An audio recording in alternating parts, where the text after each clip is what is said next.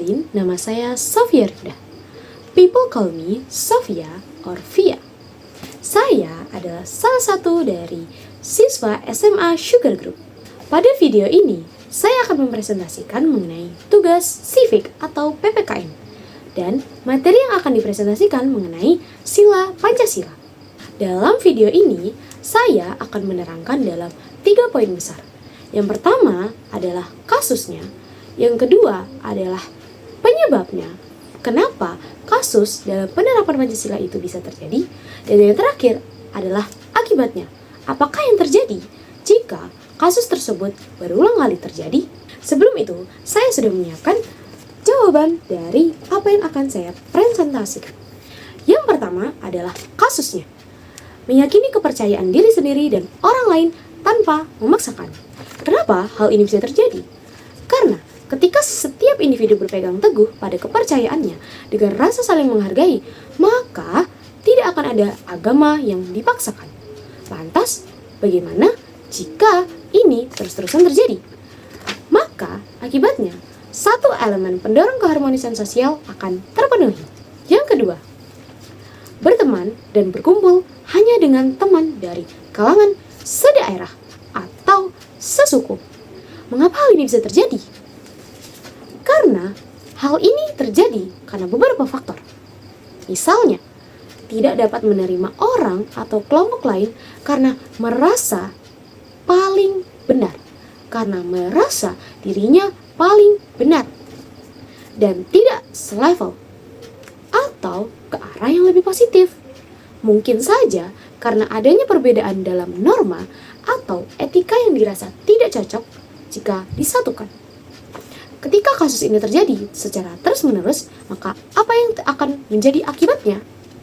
Maka semakin tinggi tingkat etnosentrisme atau bahkan rasisme. Wow, ini tidak boleh terjadi ya.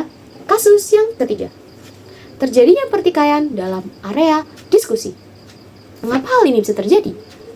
Karena kurangnya etika untuk dapat menerima pendapat orang lain, sehingga ego melawan ego dan mementingkan ego diri sendiri. Ini adalah hal yang harus dihilangkan dalam berdiskusi. Ketika kita berdiskusi, kita harus bisa menerima pendapat orang lain.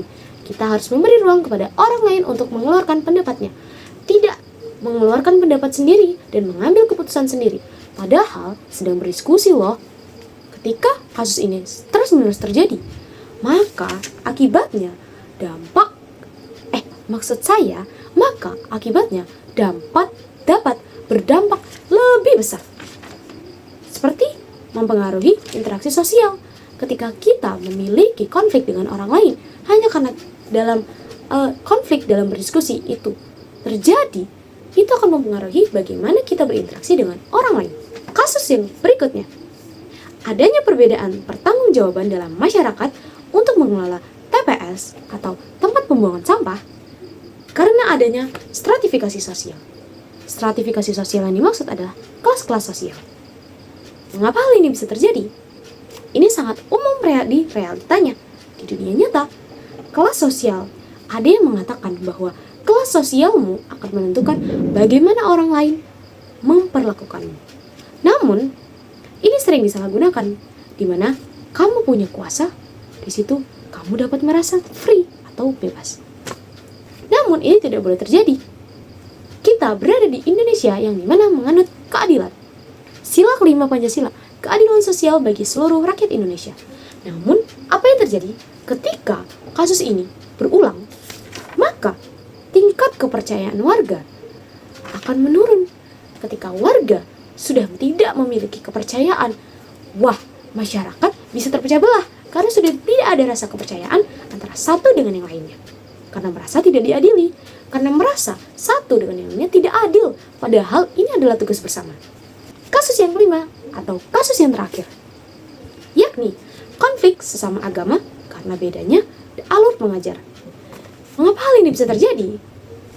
Ini terjadi karena tidak ada rasa solidaritas atau saling menghargai antar sesama, padahal satu agama, dan merasa paling benar dan tidak dapat atau tidak mau disahkan. Bagaimana kasus ini jika terus terjadi? Apa akibatnya?